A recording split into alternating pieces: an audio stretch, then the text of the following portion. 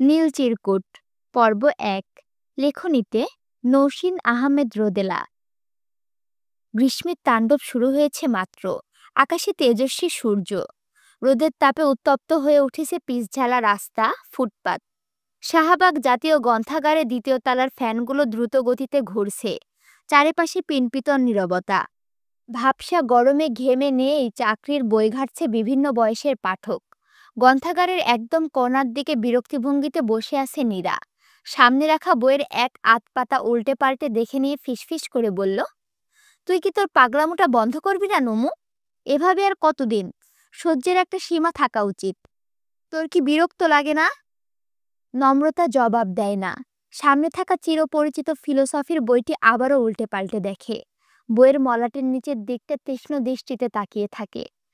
নীরা এবার চেতে উঠে বলল, আর কতবার দেখবি এই বই? ৩ বছর ধরে তো দেখছিস, কিছু পেয়েছিস? নীরার উঁচু স্বরে কয়েক জোড়া বিরক্তি চোখ তাদের উপরে এসে পড়ল। নীরা ঝটপট গলার স্বর নিচু করল। চাপা ফিসফিসিয়ে বলল, নমু, পাগলামো করিস না। আজকালকার যুগে এমনটা শুধু কল্পনাই। কেন এত সিরিয়াস হচ্ছিস বলতো? ৩টা বছরে কি থেকে কি হয়ে গেছিস জানিস? একবার তাকিয়ে দেখ নিজেকে। এটা ১৯১৯ না, এটা ২০১৯। বুঝার চেষ্টা কর একটু। নম্রতা জবাব না দিয়ে উঠে দাঁড়ালো। হাতের বইটা নির্দিষ্ট জায়গায় খুব যত্ন করে রাখলো। ডান হাতের আঙুলগুলো দিয়ে খুব যত্ন করে শুয়ে দিল বইটির গা। সাথে সাথে বুকের ভেতর উতলে উঠল একদলা কান্না। নম্রতা মুখ ফুলিয়ে নিঃশ্বাস ফেলল। এদিকে ওদিকে তাকিয়ে চোখের জল গড়ানো আটকালো। আর কত কাঁদবে সে? প্রতিটা দিনই তো এমন হচ্ছে। প্রতিটা মুহূর্তই তো নিঃশ্বাস আটকে আটকেই বেঁচে থাকছে সে। নীরা দীর্ঘশ্বাস ফেলে উঠে দাঁড়ালো। নম্রতার কাঁধে আলতো স্পর্শ করে বলল, ক্লাস টাইম হয়ে গিয়েছে দোস্ত, এবার তো চল। আর কতক্ষণ থাকবি?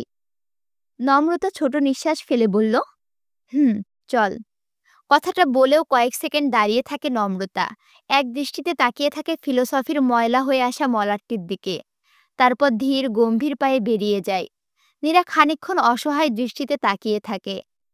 ছোটবেলার উচ্ছল বান্ধবীটির এমন বদলে যাওয়া দেখে বুকের ভেতর চিনচিন ব্যথা করে ওঠে। মনটা সে অজ্ঞাত পুরুষের প্রতি ভয়ানক রাগে ফুঁসে ওঠে। পর মুহূর্তেই নিভে যায়। কে জানে, আদৌ কি সে পুরুষ নাকি কোনো মহিলা? ভার্সিটির ক্লাস শেষে রোকেয়া হলের দিকে হাঁটছিল নম্রতা আর নীরা। বরাবরের মতোই চুপচাপ নম্রতা নীরার গল্প ঝুড়ির নীরব শ্রোতা। নীরা ছোট থেকেই কম কথা বলা মেয়ে, আর নম্রতা চঞ্চল। কিন্তু সেই ইনসিডেন্টের পর অদ্ভুতভাবে বদলে গেল সব। নম্রতার চঞ্চলতা শরতের শিউলির মতো ঝরে পড়ল। দুই বান্ধবীর মধ্যে তৈরি হলো বিস্তর নীরবতা। সেই নিশ্চুপতা দূর করতে ইন্ট্রোভার্ট নীরা নিজেকে প্রকাশ করতে শিখল। নম্রতাকে ব্যস্ত রাখার চেষ্টা করতে লাগলো। কিন্তু নম্রতার আটকে থাকা মনটা সচল হলো না। হাজারো ব্যস্ততা আর হাসি মজার মাঝেও এক চিলিতে উদাসীনতা তার চোখে মুখে দৃঢ় বসতি গড়ে বসল। সেই দৃঢ় বসতিকে নাড়িয়ে দেওয়ার ক্ষমতা কি নীরার আছে? রোকেয়া হলের প্রধান ফটকের কাছে আসতেই হঠাৎই দাঁড়িয়ে পড়ল নম্রতা। নীরা নম্রতার থেকে কয়েক পা এগিয়ে গিয়েছিল। পেছন ফিরে ভুরু কুঁচকালো। বলল, কিরে, দাঁড়িয়ে পড়লি যে, কি হয়েছে? নম্রতা জবাব না দিয়ে ফটকের পাশে দাঁড়িয়ে থাকা মেয়েটির হাতের দিকে তাকিয়ে রইল। মেয়েটির হাতে ১০-১২টা পাতলা নীল রঙের কাগজ রোল করে ধরে রেখেছে হাতে। নীরা জবাব না পেয়ে নম্রতার দৃষ্টি অনুসরণ করে মেয়েটির হাতের দিকে তাকালো। তারপর নরম কণ্ঠে ডাকল, নমু। নম্রতা ছোট নিঃশ্বাস ফেলে তাকালো। হাসার চেষ্টা করে বলল, কিছু না, চল। নীরা দীর্ঘশ্বাস গোপন করে মাথা নাড়ল। নম্রতার গোপন রাখা অস্ত্রগুলো যে আজও বেহায়ার মতো ঝরবে তা বেশ বুঝতে পারছে নীরা। এমনটাই তো দেখে আসছে দিনের পর দিন। ১-২ সপ্তাহ ঠিকঠাক যায়, তারপর আবারও শুরু হয়ে যায় নম্রতার ধুকে ধুকে কান্না। আচ্ছা, এত বড় মেয়ের কি এত আবেগ সাজে? নীরার অপলুত মস্তিষ্ক উত্তর দেয়, ছোট বড় কি, মেয়ে মানে তো আবেগের আটখানা। হলে পৌঁছে প্রয়োজনীয় কাজগুলো বেশ স্বাভাবিকভাবেই করল নম্রতা। গোসল খাওয়া শেষ করে বিছানায় গা এলালো। বিছানায় গা এলিয়ে দেওয়ার পরপরই উপলব্ধি করল সে ভীষণ ক্লান্ত। শরীরের ভারটা বোধহয় আর বয়ে চলা যাচ্ছে না। মাথাটা ঝিমঝিম করছে। বুকে জমিয়ে রাখা কান্নাগুলো উতলে উতলে উঠছে। নম্রতা ফ্যানের সুইচ অন করে আগাগোড়া কাঁথা মুড়ি দিয়ে শুয়ে পড়ল। ক্লান্ত চোখজোড়া বন্ধ করতে বুকে অসহনীয় এক ব্যথা চিনচিন করে উঠল। নম্রতা হুড়মুড় করে উঠে বসল। টেবিলের ড্রয়ারে থাকা পুরনো ডায়েরিটা বের করে বুকে চেপে ধরল। গলাটা খানিকটা কাঁপছে তার, বোধহয় কান্না পাচ্ছে। নম্রতা বিছানা থেকে লাগোয়া দেওয়ালে ঠেস দিয়ে বসল। চোখগুলো বুজে নিয়ে বুক ফুলিয়ে শ্বাস নিল। ডায়েরিটাকে আরো শক্ত করে চেপে ধরল বুকে। মনের কার্নিশে ভেসে উঠল প্রায় 4 বছর আগের অদ্ভুত সুন্দর দিনগুলোর কথা। তখন কতটা চঞ্চল ছিল নম্রতা। 2015 সাল। মাত্রই কলেজে পা রেখেছে নম্রতা। দীর্ঘ সময় গার্লস স্কুলে কাটানো মেয়েগুলো যেমন কলেজে উঠে পাখা মেলে দেয় আকাশে, ঠিক তেমনভাবে পাখা ছড়িয়েছিল নম্রতা। ক্লাসে, বাইরে, বান্ধবীদের আড্ডায় দুষ্টুমিতে ছেয়ে গিয়েছিল সে। কিভাবে একদল ছেলেবন্ধু জুটিয়ে নিয়েছিল, কিন্তু কারো সাথে তেমন একটা ঘনিষ্ঠতা হয়ে ওঠেনি।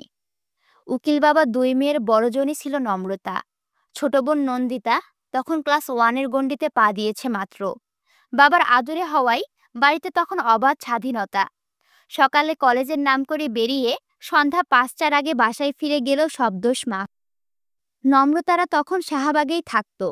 তাদের ধানমন্ডির বাসাটা কমপ্লিট হয়নি তখনও। সে বছরই বান্ধবীদের সঙ্গ পেয়ে জাহাঙ্গীরনগর থেকে শুরু করে রবীন্দ্র সরোবর চষে বেড়ানো হলো তার। বাসায় বেশ কয়েকবার জব্বর বকুনিও খেলো। ভালো মেয়ের পদবিটা সরে গেল দুষ্টু ফাজিল মেয়ের পদবিগুলোতে। সে বছরই পাওয়া হলো এইসব পদবি। এই দুষ্টুমি ভরা জীবনটাতে হঠাৎই একদিন ঘটনা প্রবাহ এলো। কলেজ ফাঁকি দিয়ে বান্ধবীরা গিয়ে বসল শাহবাগ জাতীয় গ্রন্থাগারে।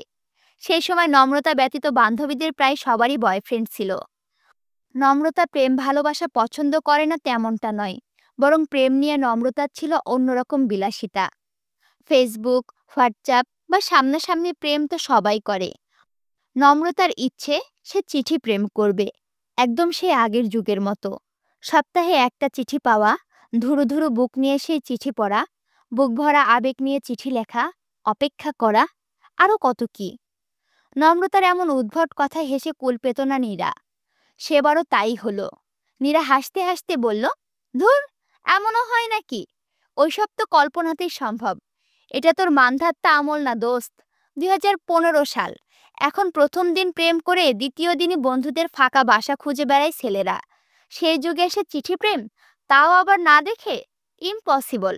এমন ছেলে বাংলাদেশ কেন, এই পৃথিবীতে আছে কিনা সন্দেহ। নম্রতা মুখ ফুলিয়ে বলল, একদম ফাউল আলাপ করবি না বলছি। প্রেম করতে হলে চিঠি প্রেমই করব, তবুও না দেখে, একদম পুরাতন যুগের মতো। আমাদের যোগাযোগের একটাই সোর্স থাকবে, তা হলো চিঠি।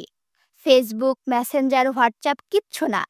একটা চিঠি পাওয়ার আশায় ক্যালেন্ডারের দিন গুনব, আর যখনই সেই আকাঙ্ক্ষিত চিঠিটা পাবো, তখন এক মুঠো স্বর্গীয় সুখ আশ্রে পড়বে আমার বুকে। ভাবতে পারছিস?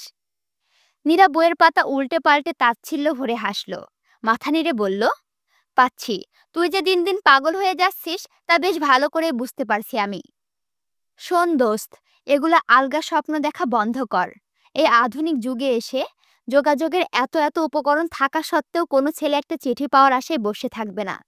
আগে প্রেম করার কোনো রাস্তা ছিল না বলে চিঠি চালান হতো। এখন সেই সমস্যা নেই। যে জিনিসটা সহজেই পাওয়া যাচ্ছে, তার জন্য এত অপেক্ষা কেন? নম্রতা উৎসাহ নিয়ে বলল, তুই বুঝতে পারছিস না। সহজ জিনিস তো সবাই পাই। ভালোবাসা এতটা সহজ হয়ে গিয়েছে বলেই তো এখন আর তার মূল্য নাই। প্রথমবার দেখা হলো, দ্বিতীয়বার দেখা হতেই বলে দিল আই লাভ ইউ। মনে কোনো ফিলিংস নাই। বলতে হয় বলে বলছে, বলতে না হলে বলতো না। আই লাভ ইউ শব্দটা যোগাযোগের সহজলভ্যতার জন্যই এতটা ঠুনকো আর সস্তা হয়ে গিয়েছে। কিন্তু আমার প্রেম হবে ইউনিক। চিঠিতে দুজনের আবেগ থাকবে, অপেক্ষা থাকবে, এক চিঠি বারবার পড়ার আকুতি থাকবে। তারপরও ধীরে ধীরে গড়ে উঠবে বন্ধন, যোগসূত্র। নীরা হাত জোর করে নিচু স্বরে বলল, আমারে ক্ষমা করে দে মা। এইসব পাগলা আলাপ দয়া কইরা আর করিস না। মানুষ তোরে পাবনায় দিয়ে আইব। জীবনটা সিনেমা না দোস্ত, তুই তো রীতিমতো বাংলা সিনেমা রচনা করে ফেলছিস। নম্রতা ফুঁসে উঠে বলল, ঠাডায়া লাগামু এক চর। তোর বিশ্বাস করতে ইচ্ছে না করলে করিস না। জোর করছে কে? চিঠি প্রেম হবে কি হবে না তা আগেই কি করে বলছিস তুই? আগে তো চেষ্টা করে দেখি নাকি? নীরা সন্দিহান গলায় বলল, চেষ্টা? তা কি করে চেষ্টা করবি তুই? নম্রতা দুর্বোধ্য হাসল। নোটবুক থেকে একটা নীল রঙের কাগজ টেনে নিয়ে বলল, এইভাবে। নীরা বুঝতে না পেরে বলল, মানে? নম্রতা জবাব দিল না। নীল কাগজের মসৃণ জমিনে একের পর এক অগোছালো শব্দগুচ্ছ সাজাতে লাগলো। তার প্রথম সম্বোধনটা ছিল এমন: প্রিয়। তোমায় সম্বোধন করার জন্য চমৎকার কোনো শব্দ এই মুহূর্তে আমার মাথায় আসছে না, তাই সম্বোধনটা উজ্জ্ব রাখছি। তুমি তো জানো, নীরবতাতেই মিশে থাকে হাজারো আকুতি, হাজারো ভালোবাসা। তাই এই নীরবতা থেকেই না হয় খুঁজে নাও সেই নাম, চমৎকার সেই সম্বোধন, যে সম্বোধনে কেঁপে উঠবে তোমার বুক, ঠোঁটে ফুটবে তৃপ্তির হাসি। আচ্ছা, তুমি আমি দুইজনেই কি এক? যদি একই হই তাহলে কি তোমার স্বপ্নগুলো আমার স্বপ্নের মতো ধোঁয়াশে? ভীষণ অগোছালো এই মনটা কি হঠাৎ হঠাৎই ভীষণ অভিমানে আমার মতো আরো খানিকটা অগোছালো হয়ে যায়? আমার হয়, খুব করে হয়। জানো, হঠাৎ করে চমকে উঠি, হঠাৎ করেই কান্না পাই, বুকে ব্যথা হয়, তার সাথে অসহনীয় এক শূন্যতা। সেই শূন্য মনে খাখা দুপুর নেমে আসে, কখনো বা কখনো গাঢ় বর্ষা। দুপুরের প্রখরতায় পুড়ে তামাটে হয় এই মন, বর্ষায় হয় আপ্লুত, রক্তে ভেজা বান। বুকের কোথাও যেন তীক্ষ্ণ ব্যথা হয়, অযথাই কান্নাগুলো গলায় এসে আটকে যায়। ছন্নছাড়া বাতাসে উড়ে চলে লম্বা চুল, উদাসীন চোখ দুটো বারবার পাতা ঝাপটায়, কিন্তু অপেক্ষাটা ফুরায় না। মন বলে এই তো আসবে, এখনই তো সময়, কিন্তু আসে না। কি আসে না, কেন আসে না জানি না, শুধু জানি অপেক্ষাটা ফুরায় না। এই অপেক্ষাটা বুঝি নির্বাক, অমর। এই অপেক্ষার হয়তো মৃত্যু নেই। আমি এই অপেক্ষাটার একটা নাম দিয়েছি জানো, এই অপেক্ষাটার নাম হলো পেইন অফ এক্সপেক্ট। আমার ছোট থেকেই খুব ইচ্ছে একজন পত্রমিতা হবে আমার, একদম পুরাতন দিনের মতো। আচ্ছা, তুমি কি অনেক আগের যুগের চিঠি প্রেমের গল্পগুলো শুনেছ? সেখানে একটা চিঠিকে ঘিরে প্রেমিক প্রেমিকার কত আবেগ, কত অনুভূতি থাকে দেখেছ?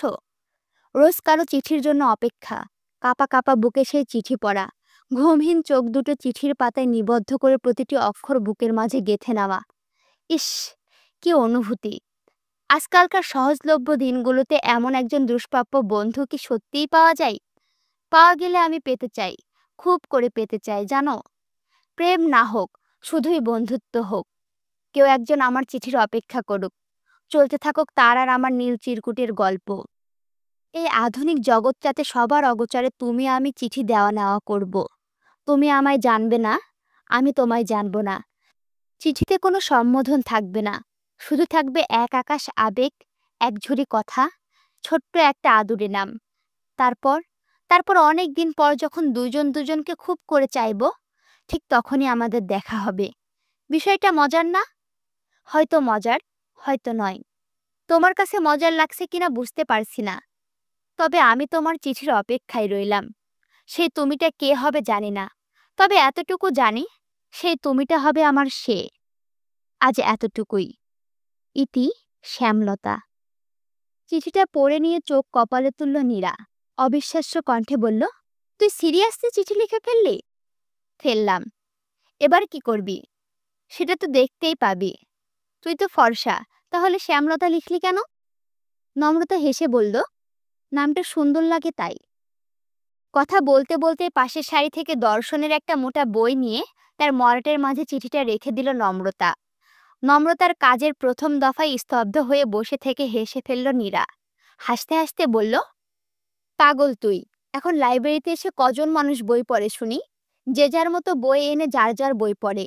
এসব বই পড়ার সময় কই? তারপরে এই মোটা দর্শন বই, মলাটের নিচে। কারো চোখে পড়বেই না তোর চিঠি, আর পড়লেও হাসতে হাসতে মরে যাবে।